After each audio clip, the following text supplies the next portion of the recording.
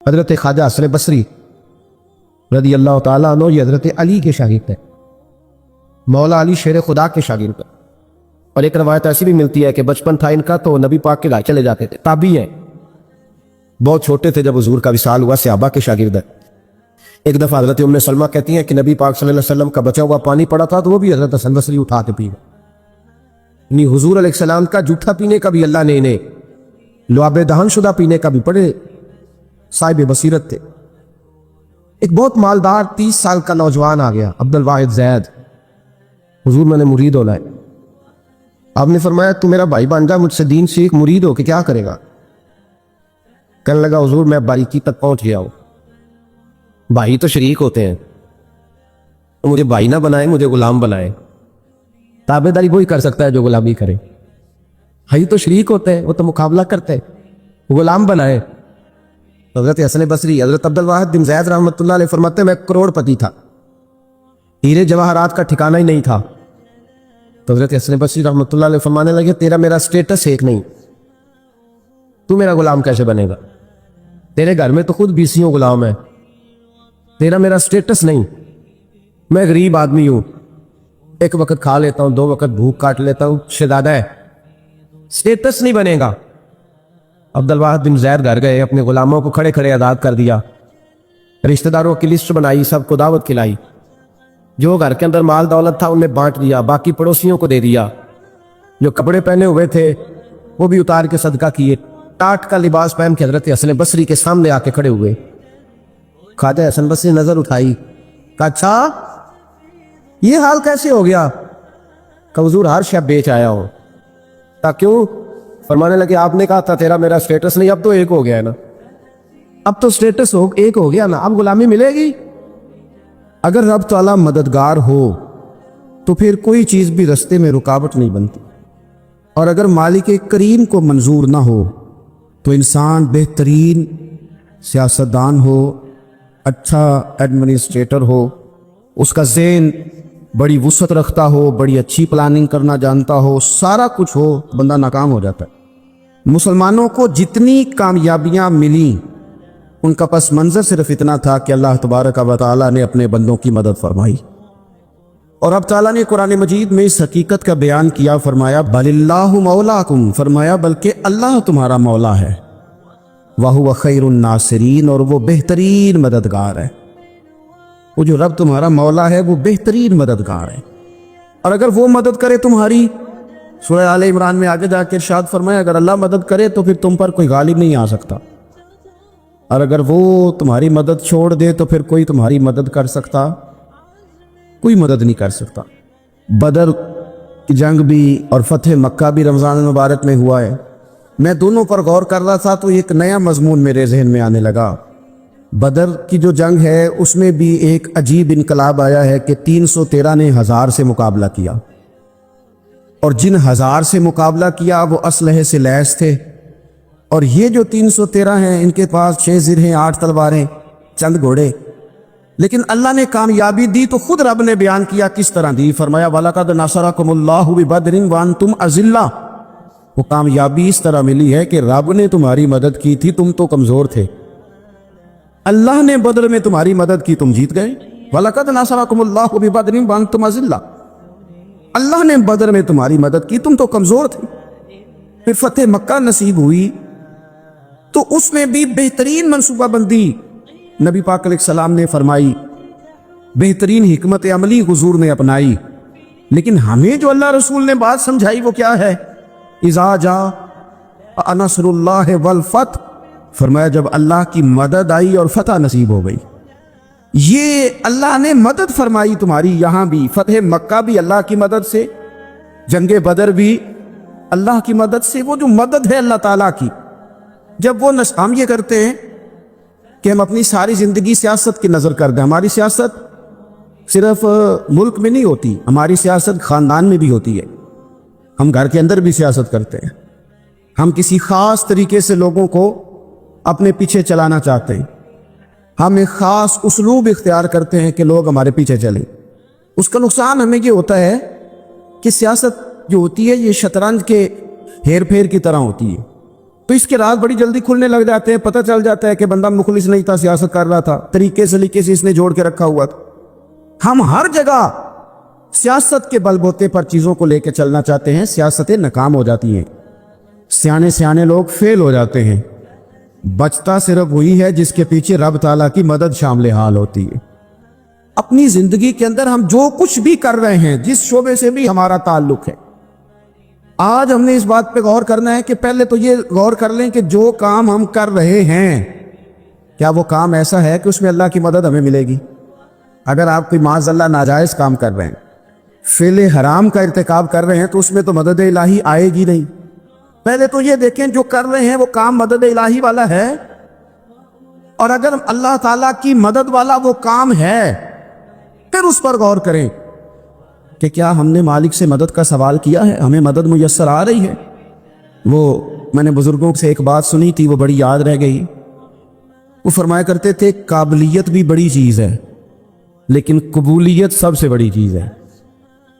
قابل ہونا بھی بڑی بات ہے لیکن زیادہ بڑی بات یہ ہے کہ اس کی بارگاہ میں قبول بھی ہے کہ نہیں۔ اپنی زندگی میں اللہ کی مدد کی طرف بڑھیں، مالک کی مدد کا حصول اختیار کرنے کی کوشش کریں، اللہ کے ساتھ اپنے آپ کو جوڑیں۔ اگر اللہ کی مدد نصیب ہو، یہ جو ہم جتنا ڈرتے رہتے ہیں، سہمے رہتے ہیں، پریشان رہتے ہیں کوئی کیا کر دے گا، ہمارے ہاں نا ہر شعبے میں معاذ اللہ ایک مافیا ہے، الا ماشاءاللہ۔ اور مافیا کہتا ہے میرے ساتھ ملو گے تو میں چلنے دوں گا، ورنہ میں نہیں چلنے دوں گا، مارکیٹ میں آ ہی نہیں سکتا فلانا بندہ کیونکہ یہاں ہمارا قبضہ ہے۔ اور میرے بھائی پھر بہت سارے لوگ جن کی نیتیں اور ارادے بڑے اچھے ہوتے ہیں شروع میں، وہ بھی اس مافیا کا شکار ہو جاتے ہیں اور ان کے رنگ میں رنگ جاتے ہیں۔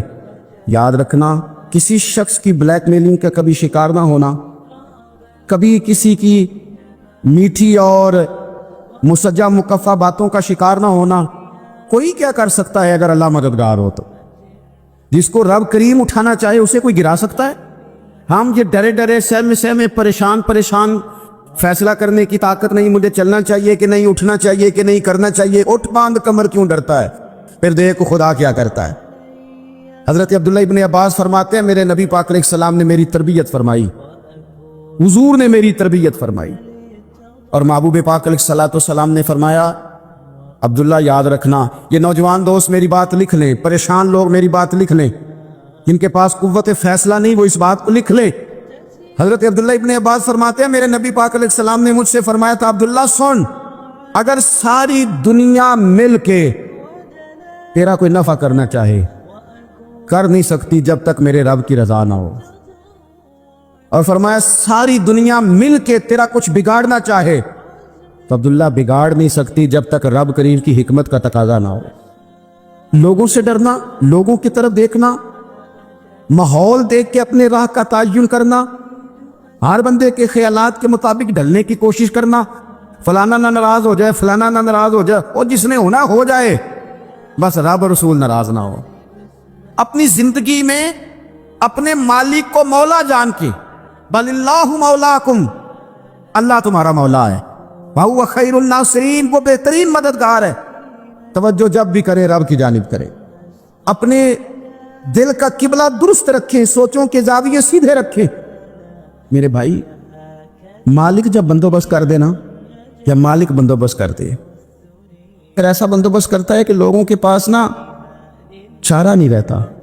حضرت مریم رضی اللہ تعالی عنہا پاک باز تھی، مسجد میں رہی تھی، پر مالک کی حکمت کے تقاضے بڑے عجیب ہے نا۔ پھر جناب مریم کو اللہ تعالیٰ نے بغیر شوہر کے اولاد عطا کر دی۔ یہ بات ہی ایسی تھی، وہ کسی نے کہا تھا کہ مخلوق تو فنکار ہے اس درجہ کے پل بھر میں سنگے در کعبہ سے بھی اسنام تراشے، تم کون ہو کیا چیز ہے داغے کبابی، لوگوں نے تو مریم پہ بھی الزام تراشے۔ تو لوگوں نے کہا کدھر سے لے آئی بچہ، تیرا باپ تو ایسا نہیں تھا، کہاں سے لے آئی؟ اللہ کرے میں آپ کو سمجھا سکوں، ذرا اپنے آپ کو وہاں کھڑا کریں کہ ایک پاک باز عورت، پاک باپ کی بیٹی، طیب ماں کی بیٹی، اور اللہ کے گھر میں پرورش پانے والی خاتون، ایک وہ وقت اور ایک یہ وقت کہ اس عورت کو کٹہرے میں کھڑا کر کے پوچھا جا رہا ہے کہ معاذ اللہ تیری گود میں بچہ جائز نہیں ہے، کہاں سے لائی ہے؟ اب خود سے صفائیاں بندہ کتنی کو دے، کتنی کو وضاحتیں کرے۔ اور میں نے تو اپنی زندگی میں دیکھا ہے زیادہ وضاحت دینے والے کو بھی لوگ جھوٹا سمجھنے لگ جاتے ہیں. زیادہ وضاحت دینے پر بھی لوگ کمزوری کا اظہار سمجھتے ہیں کہ کمزور پڑ گئے. آپ صلح کی کوشش کرتے ہیں، سامنے والا بزدل سمجھ لیتا ہے. زیادہ وضاحتیں بھی کمزور کر دیتی ہیں. اب حضرت مریم کو کٹہرے میں کھڑا کر کے کہا بچہ کس کا ہے؟ تو پھر خدا بندوبست جب کرے، اللہ جب مددگار ہے، تو پھر حضرت مریم کی گواہی درختوں سے نہیں دلوائی، اس نے پتوں سے نہیں دلوائی، پھر فرشتے نہیں بھیجے. حضرت مریم کہنے لگی مجھ سے نہ پوچھو، وہ جو پنگوڑے میں ہے اسی سے پوچھ لو، ان سے پوچھو نا، وہ کون ہے پوچھ لو، ان سے کر لو سوال. انہوں نے کہا پنگوڑے میں چند دنوں کا بچہ، یہ جواب دے گا؟ مددگار تھا رب. ان کی برات کا اعلان کرنا تھا مالک نے، اور جب مالک اعلان کر دے، جب مالک تیری صفائی دینا چاہے، جب مالک تجھے دنیا کے سامنے نکھارنا چاہے، تو پنگوڑے میں لیٹے حضرت عیسیٰ بول کے کہنے لگے انی عبداللہ آتانی الکتاب، فرمایا میں اللہ کا بندہ ہوں، رب نے مجھے کتاب عطا کر کے نبی بنا کے دنیا میں بھیجا ہے، میں اللہ کا بندہ ہوں، کتاب لے کے آیا ہوں، نبی بن کے آیا ہوں. پھر پنگوڑے سے اعلان ہو گیا، پھر بچہ بول پڑا وما اصابکم من مصیبت فبما کسبت ایدیکم. انسان پر کچھ مصیبتیں وہ آتی ہیں جو اس کے ہاتھوں کے کسب کی وجہ سے آتی ہیں. بہت ساری قوموں پر عذاب اس لیے آئے کہ انہوں نے بعض گناہ کیے تھے، لیکن یہ یاد رکھیے گا کہ عذاب ہمیشہ گناہوں کی وجہ سے نہیں آتے، تکلیفیں ہمیشہ گناہوں کی وجہ سے نہیں آتی.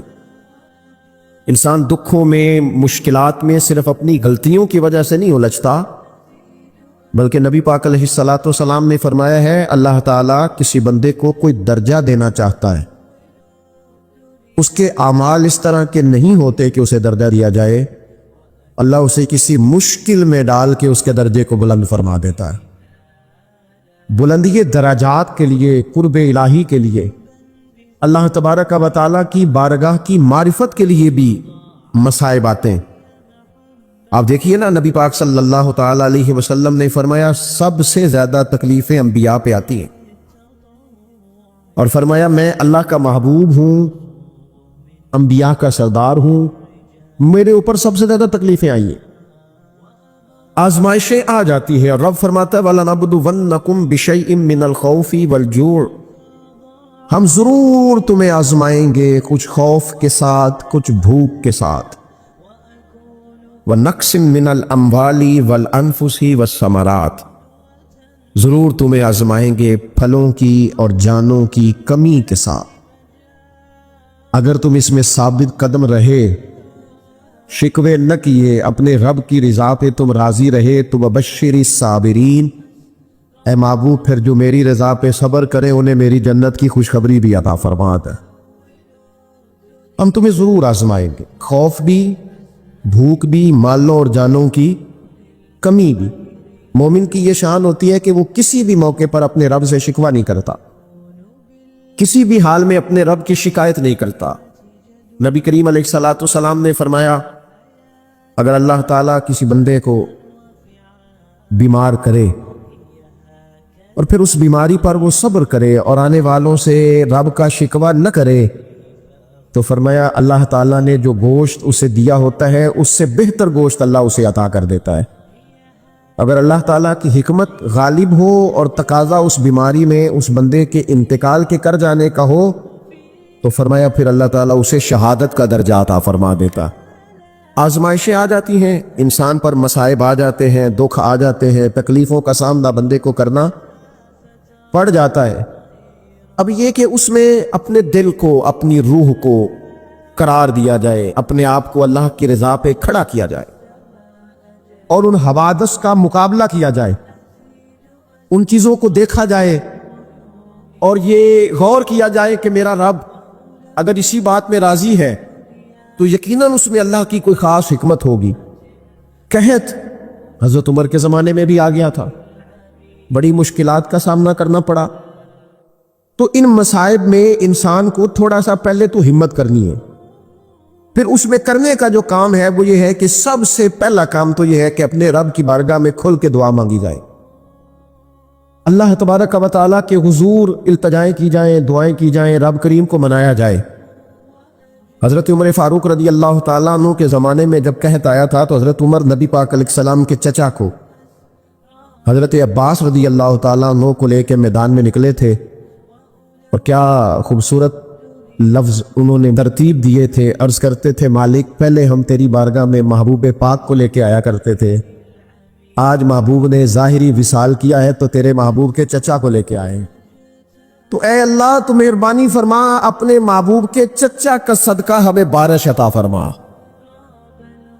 तो बस हज़रत उमर ने वो दुआ मांगी, हज़रत अब्बास को वसीला बनाया तो अल्लाह ने बारिश अता फरमा दी।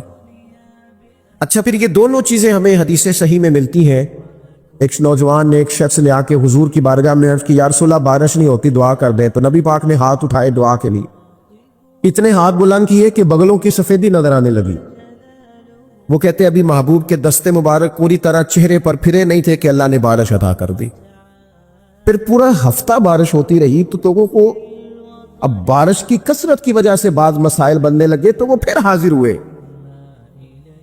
अर्ज की, या रसूलल्लाह दुआ फरमा दें, अब तो कुछ मुश्किलात बढ़ने लगी है।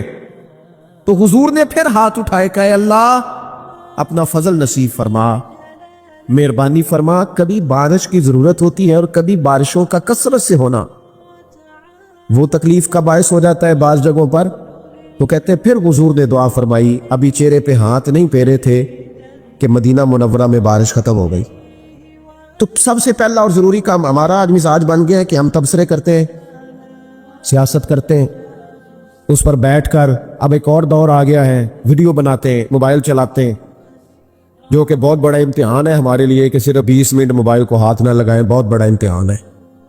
हो सकता है बहुत सारे लोग बड़ी तकलीफ में आ जाएं कि पूरे 20 मिनट गुजर गए। उस पे वीडियो बनाएंगे, उस पे कमेंट्स करेंगे, उस पे ये काम हम करते हैं। हालांकि अगर कोई ऐसी मुश्किल आ जाए तो शरीयत ने हमें यह सबक दिया कि पहले दुआ, पहले अल्लाह की बारगाह में हाजिरी। अकबर इलाहाबादी ने कहा था कि मुसीबत में भी अब याद खुदा हमको नहीं आती। दुआ मुंह से ना निकली, जेबों से अर्जियां ही निकली। हम महकमों में दरखास्तें देते हैं लेकिन दुआ की तरफ बढ़ते बड़ा खूबसूरत काम है। सबसे पहले तो ये करें कि वो जो हमारे भाई तकलीफ में है, मजबूरी में है, उनके लिए अपने रब की बारगाह में अर्ज करें कि मालिक, कुदरतों का मालिक तो तू है, हर चीज तो तेरे दस्ते करम में है, और तू करीम इतना है कि बंदों पे तू गजब नहीं ज्यादा फरमाता, रहमत ही ज्यादा फरमाता है, और तेरी रहमत तेरे गजब पर गलबा रखती है। इसलिए मालिक तू करम फरमा, और ये जो लोग हैं तो इन्हें अपने फजल से ही आसानी अता फरमा ताकि इस मुश्किल से निकल आए। जिन दिनों कहत आया था ना मक्का मुकर्रमा मदीना तैयबा में हजरत उमर के ज़माने में, तो हजरत उमर फारूक फरमाते, मैंने बगैर घी के कभी खाना नहीं खाया था, लेकिन मैंने कसम उठा ली थी कि जब तक सब लोगों को राशन खाना मुयस्सर नहीं आता मैं भी घी नहीं खाऊंगा। ये जो इजाफी अखराजात है, एडवांस गाड़ियां बुक कराना, नए मॉडल के मोबाइल खरीदना, ये जो हमारे सिर्फ नाज नखरे हैं, सिर्फ इनको थोड़ा सा क्लोज कर लो। अजीब बात है ना, अजीब जुल्म है ना कि एक बच्चा रात को इसलिए खाना नहीं खा रहा कि उसकी मर्जी का पका हुआ नहीं, और एक तरफ मेरे ही वतन में उस वीडियो ने भी मेरी चीखें निकलवा दी जिसमें एक बेटी, और उसकी उम्र भी बिल्कुल उतनी है जितनी मेरी बेटी की उम्र है, उससे वो साफी पूछता है, पाँव उसके नंगे हैं और पाँव पे कीड़े चढ़ रहे हैं, तो उससे पूछता है पुत्र क्या चाहिए? वो कहती है सिर्फ रोटी खानी है, कोई मुतालबा नहीं, कोई मुतालबा नहीं, रोटी दा दुख न पूछो, ये रोटी बंदा खा जा दीजिए, रोटी बंदा खा जाती। अल्लाह करीम ने फरमाया वतावनु अलल बिर्रि वत्तक़वा, जब तकवे और परहेजगारी का मामला हो तो एक दूसरे के साथ ताउन करो, एक दूसरे के साथ ताउन करो, एक दूसरे का आगे बढ़ के बाजू थामो, खैर के कामों में एक दूसरे की मदद करो, आगे निकलो। हो जाता है कभी कभी ऐसा कि एक भाई के पास बहुत ज्यादा माल होता है, दूसरे के पास कम होता है, और नबी पाक सल्लल्लाहु ताला अलैहि वसल्लम ने इरशाद फरमाया कि याद रखना, अल्लाह तबारक व ताला उतनी देर तक तुम्हारी मदद करता है जब तक तुम अपने भाई की मदद करते रहते हो। अल्लाह तुम्हारा मददगार रहता है। और ये जो मुसलमान होते हैं मोमिन कलमा पढ़ने वाले, इनके बारे में मेरे नबी पाक अलैहिस्सलाम ने फरमाया कि ये एक जिस्म की मानिंद है, एक जिस्म की तरह है। मोमिन एक जिस्म की तरह है, जिस तरह ये पूरा जिस्म होता है। और हुजूर ने मिसाल दे के बाद समझाई, फरमाया जिस्म का एक हिस्सा तकलीफ में हो ना तो सारा जिस्म उसका कर्ब महसूस करता है। यानी दर्द सिर्फ दांत में है लेकिन रोटी खाने को दिल नहीं करता, किसी से बात करने को दिल नहीं करता, उठ के बाहर जाने को तबीयत है नहीं चाहती, पूरा वजूद उसका कर्ब, उसकी तकलीफ महसूस करता है। फरमाया जिस तरह एक जिस्म के एक हिस्से को तकलीफ हो, आप मुझे बताइए ना, आपके दांत में तकलीफ है तो क्या कभी आपके दिमाग ने कहा है कि डॉक्टर के पास नहीं जाना? पैरों ने कहा है मैंने नहीं चल के जाना, ये तो मसला सिर्फ और सिर्फ दांत का है, दांत जाने उसका काम जाने?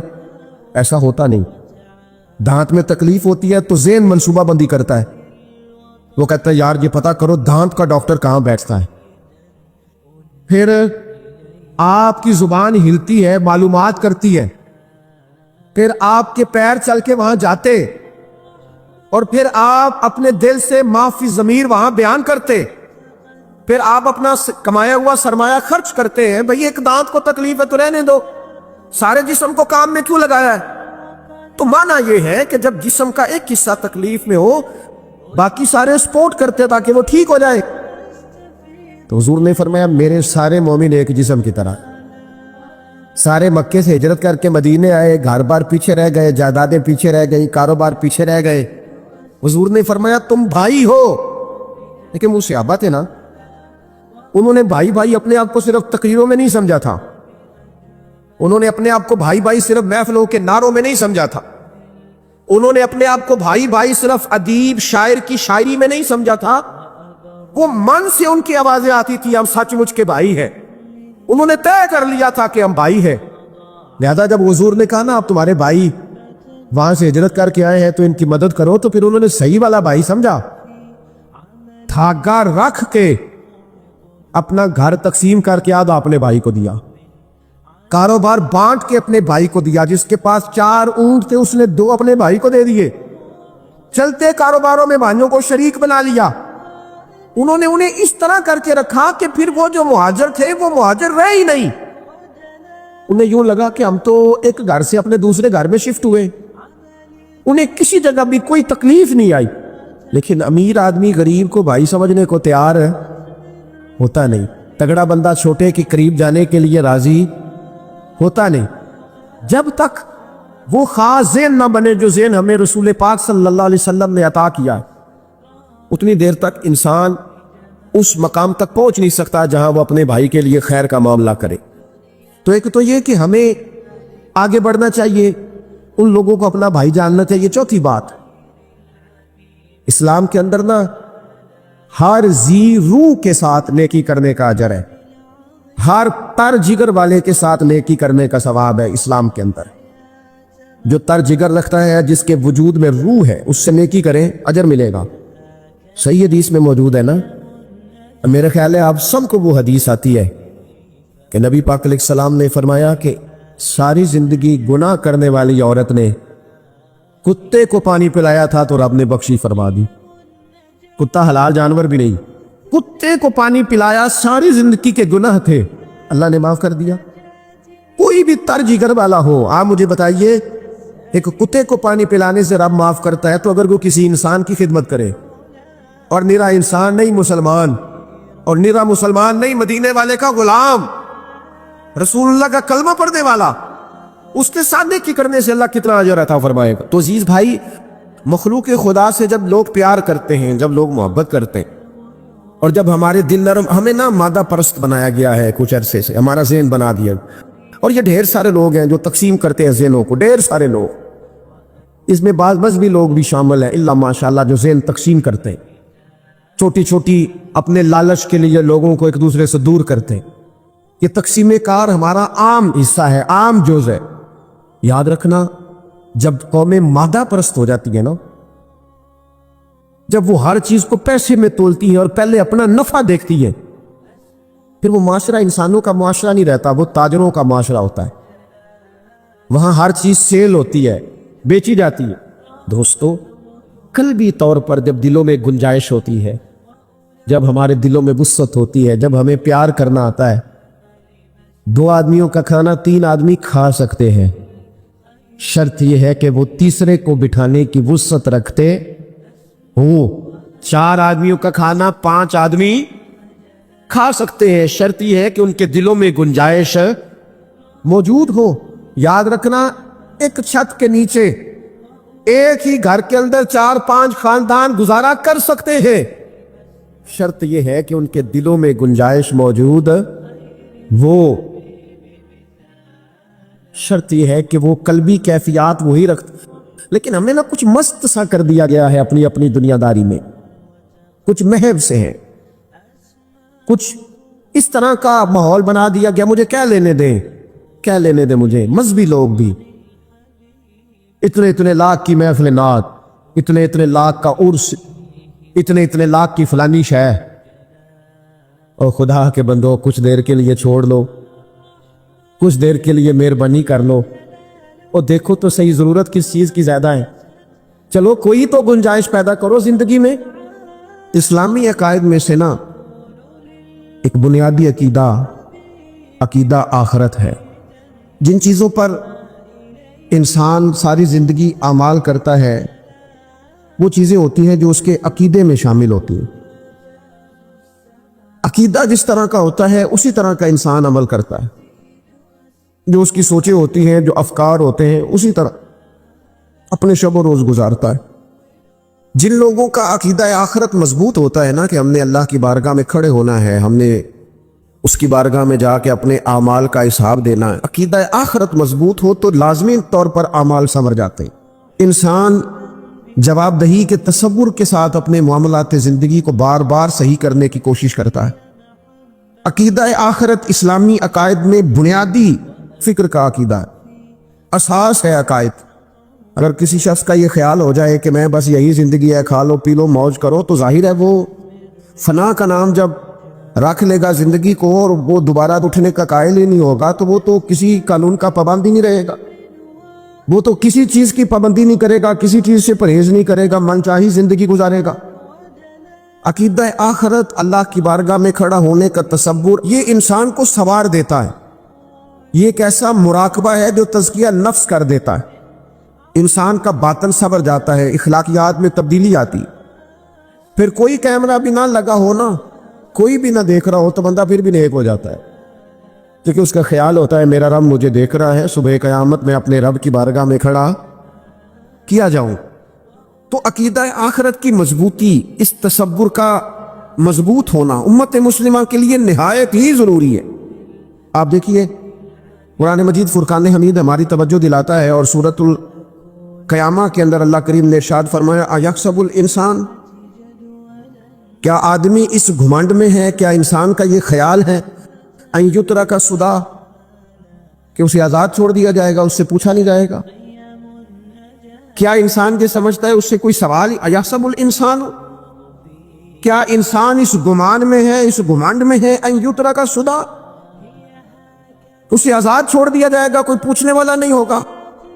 इसे आजाद नहीं छोड़ा जाएगा, इस पर पाबंदियां हैं, इस पर कुछ कुयूद हैं, इसे कुछ हुदूद बताई गई है, इसे एक दायरा कार दिया गया है, इसे बताया गया है कि ये हलाल है, ये हराम है, ये तेरे लिए जायज है, ये तेरे लिए जायज नहीं है।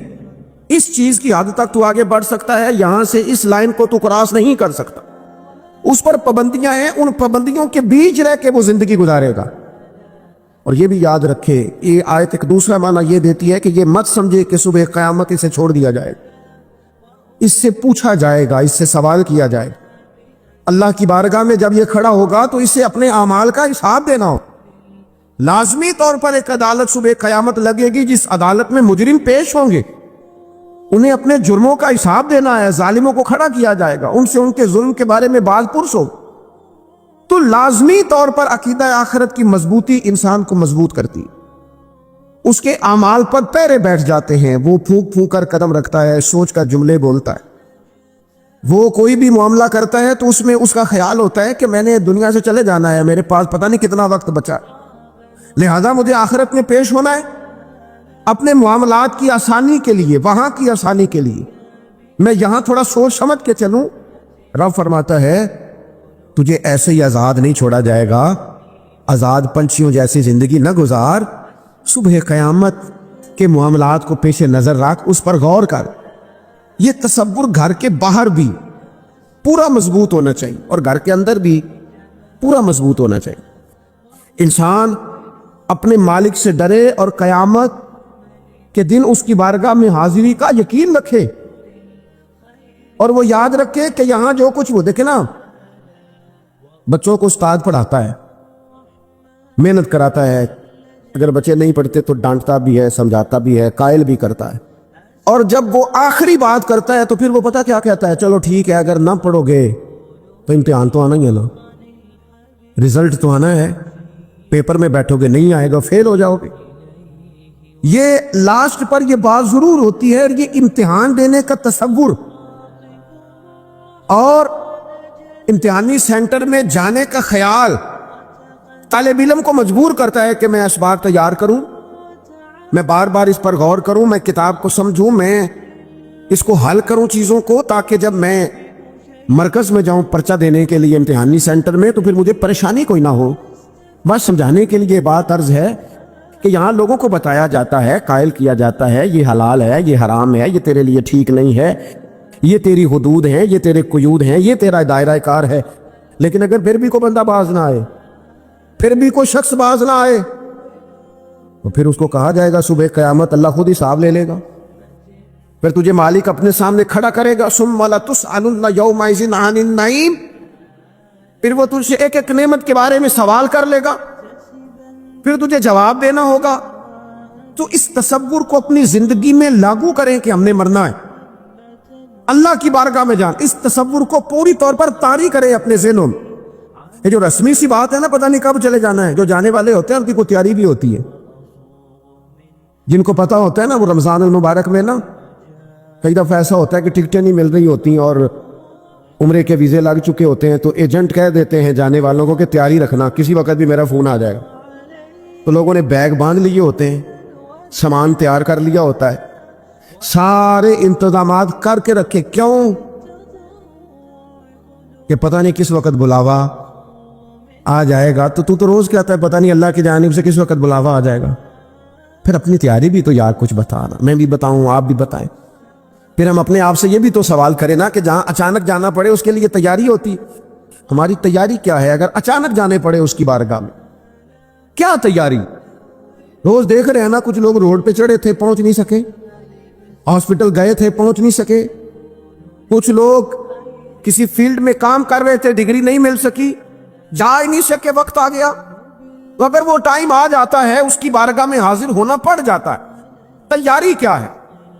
نبی پاک علیہ الصلوۃ والسلام گھر کے اندر اپنے گھر والوں کی تربیت کے لیے اور تعلیم امت کے لیے ایک دعا مانگتے تھے۔ حضرت عائشہ صدیقہ کہتی ہیں حضور دعا مانگتے تھے، مشکات میں موجود ہے۔ کیا دعا تھی؟ اللہم حاسبنی حسابا یسیرا، اے اللہ ذرا حساب آسان کر کے لینا۔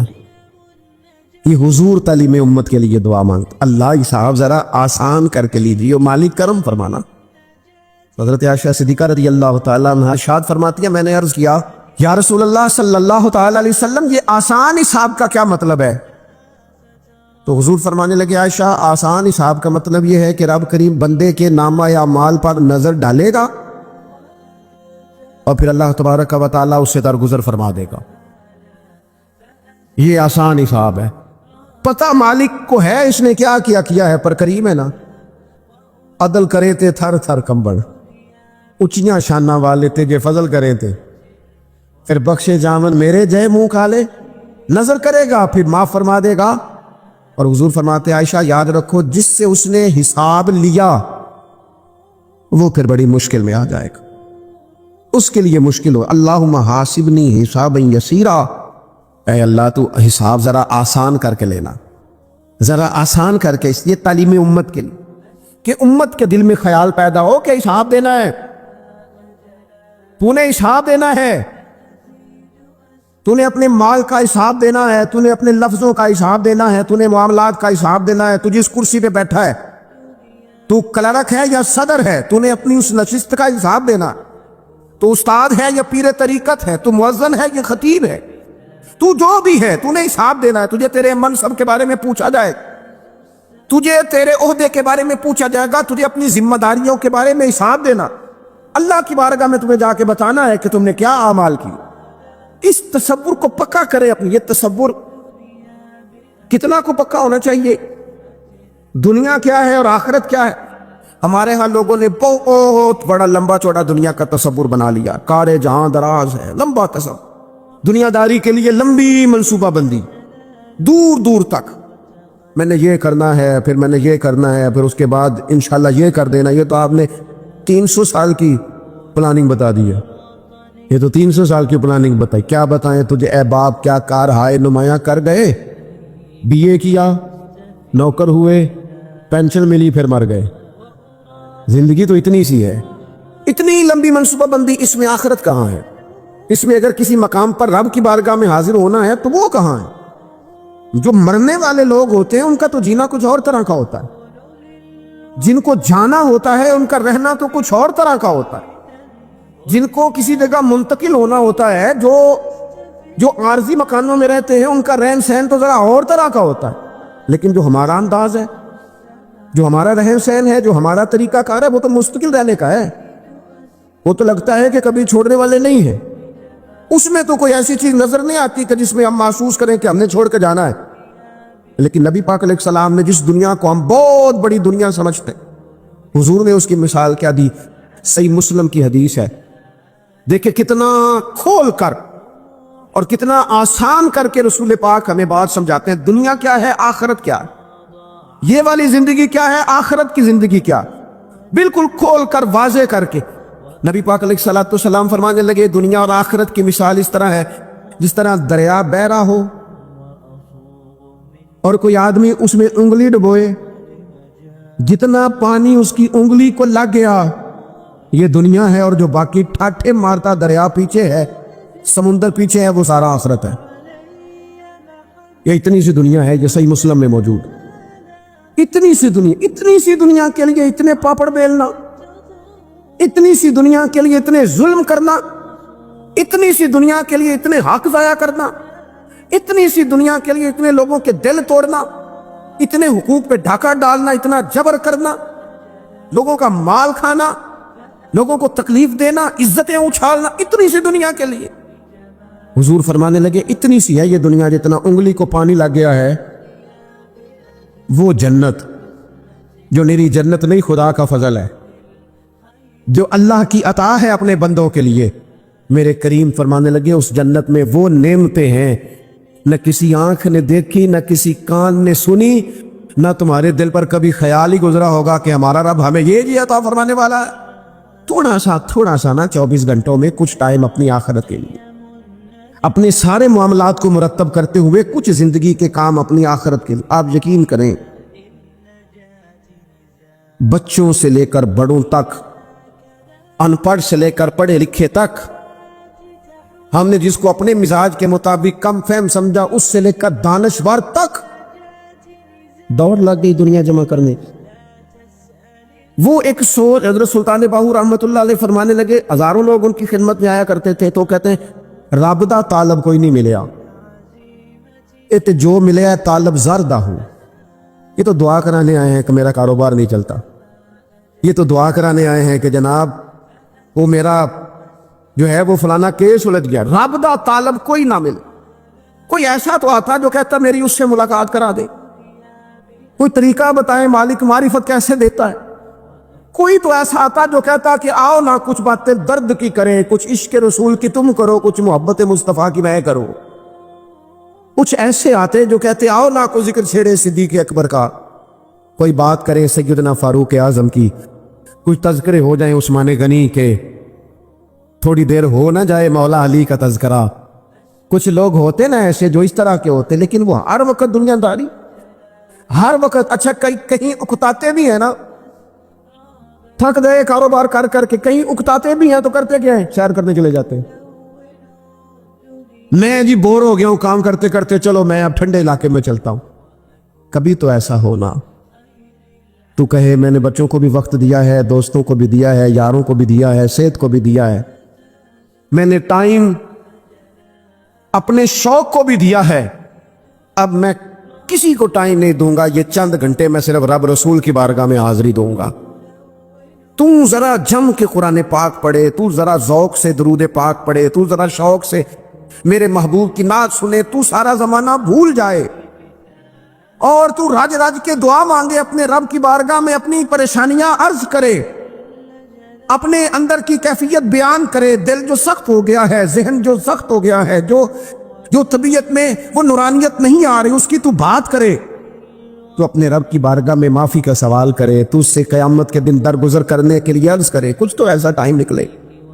لیکن دوستو, ہم تو بالکل الجھتے ہی جا رہے ہیں. وہ معاملات زندگی ہیں کہ ختم ہی نہیں ہو رہے, شوق ہے کہ ختم ہی نہیں ہو رہے, باتیں ہیں کہ بڑھتی چلی جا رہی. دور گزر گیا جب لوگ کہتے تھے کہ کوئی درود پاک بتائیں جس سے سرکار راضی ہو. ایک کی مسئلہ ہے کام نہیں چلتا. ایک صاحب آئے, کام نہیں چلتا. میں نے کہا سورہ واقعہ پڑھا کرے. کہتے ہیں حضرت میں بڑی دیر سے پڑھ رہا ہوں. میں نے کہا چلے کچھ صدقات دے کے دیکھ لے. کہنے لگے بڑی دیر سے دے رہا ہوں. میں نے انہیں ایک اور وظیفہ بتایا. کہنے لگے یہ بھی مجھے کسی نے بتایا تھا, بڑی دیر سے کر رہا ہوں. تو میں نے انہیں کہا پھر میری ایک ناقص رائے یہ ہے کہ سارا کچھ کرنے کے بعد اگر ابھی تک پھر بھی آپ سمجھ رہے ہیں نا آپ کی مرضی کے مطابق آپ پر دروازے نہیں کھول رہے, پھر آپ صبر کریں. جو میرا رب چاہتا ہے اس پہ راضی رہ کے دیکھیں, پھر ذرا راضی رہ کے دیکھیں, پھر دیکھیں کہ مالک کا فیصلہ کیا ہے. وہ آپ کے حق میں کوئی رحمت والا فیصلہ ہی فرمائے گا, پھر ذرا انتظار کر کے دیکھیں, پھر ذرا صبر کر کے دیکھیں. پھر وہ کہتا وبشر الصابرین, محبوب یہ جنہوں نے صبر کیا ہے انہیں میری رحمت کی خوشخبری سنا دو. پھر وہ کہتا ہے باقیوں کے پاس مال ہوگا, دولت ہوگی, اقتدار ہوگا, بڑا کچھ ہوگا, ان اللہ مع الصابرین, صبر کرنے والوں کے ساتھ رب کریم ہوگا. پھر ذرا ٹھہر ہی جائیں, پھر تھوڑا حوصلہ ہی کر لیں, پھر اس کے فیصلے کا ذرا انتظار کر کے دیکھیں. ہم نا من چاہی زندگی کے پیچھے پریشان ہیں اپنی آخرت کے. اور آخرت کرتی کیا ہے؟ جب آپ کا آخرت پر یقین پکا ہو جاتا ہے نا, پھر لازمی طور پر انسان کے اعمال سنورتے ہیں. آپ یقین کریں سنورتے, 100% سنورتے. آپ آخرت پر جتنا یقین, حضرت عمر کا آخرت پر یقین پکا تھا نا, دنیا میں مکان ہی کوئی نہیں بنایا, پکا تھا. سیدنا مولا علی شیر خدا امیر المومنین بھی ہو گئے تو طامت پھر بھی پھٹی ہوئی تھی. پکا یقین تھا نا کہ اللہ نے ہمارے لیے آگے بڑی نعمتیں تیار کی ہوئی ہیں. حضور نے آ کے فرمایا تھا نا کہ عمر میں تیرا گھر دیکھ آیا ہوں جنت میں. یقین پکا تھا نا بڑا کچھ ملنے والا ہے. تو جن لوگوں کا پکا ہونا کہ میرا دیش میں گھر ہے, وہ پردیش میں بلڈنگیں نہیں بنایا کرتے, ان کو پتا تھا کہ ہمارے دیش میں گھر بنے ہوئے, لہذا یہاں وہ کسی پریشانی کا شکار. اور دوسرا, جب بندے کا آخرت پر یقین پکا ہو جاتا ہے نا, ایک بات آپ نے ضرور ذہن میں رکھنی ہے. ہمارے محدثین نے لکھا ہے جس بندے کا صرف دنیا داری میں جینے کا مزاج ہو جاتا ہے نا, وہ بزدل ہو جاتا ہے. اور جس کا خیال ہوتا ہے نا زندگی عارضی ہے, صبح قیامت دوبارہ اٹھوں گا, وہ بندہ بہادر ہو جاتا ہے. جس کا خیال ہے نا یہی کچھ ہے, کھا لو پی لو, بس یہ زندگی ختم ہو گئی تو ختم ہو گئی, مر گئے تو مر گئے, ختم ہو گئے, فنا ہو گئے, ان لوگوں کا مزاج بزدلانہ ہو جاتا ہے, جرأت مند نہیں رہتے. اور جن کا یہ خیال ہوتا ہے نا مرنے کے بعد بھی اٹھنا ہے, ایک نئی زندگی اللہ عطا کرے گا, وہ لوگ پھر موت سے گھبراتے نہیں, انہیں مرنے سے ڈر نہیں لگتا. پھر موت کا لفظ کوئی بندہ سنا کے انہیں بلیک میل نہیں کر سکتا, وہ بندے طاقتور ہو جاتے, با ہمت ہو جاتے. حضرت جابر بن عبداللہ فرماتے ہیں, بخاری میں حدیث ہے, فرماتے ایک احد والے دن ایک صحابی کھجور کھا رہے تھے, تو کھجور کھاتے کھاتے انہوں نے نبی پاک صلی اللہ تعالی علیہ وسلم کی خدمت میں عرض کی, حضور اگر میں آج شہید ہو جاؤں تو کہاں جاؤں گا؟ تو محبوب فرمانے لگے میرا رب اپنے فضل سے تجھے جنت عطا کرے گا. حضرت جابر بن عبداللہ رضی اللہ تعالیٰ عنہ فرماتے اس بندے نے کیا کیا, اس نے نا کھجور جتنی کھا لی تھی کھا لی, باقی نکال دی منہ سے, تلوار لی, میدان میں گئے, شہید ہو گئے. سبق ہمیں کیا دیا؟ کہنے لگے جب مرتے ہی اللہ تعالیٰ جنت عطا کرے گا, پھر کھجور کھاتے کھاتے رہنے والی دیر بھی کیوں کرنی ہے؟ پھر چھوڑو, جنت میں جا کے اللہ کے دیے ہوئے انعام کھائیں گے.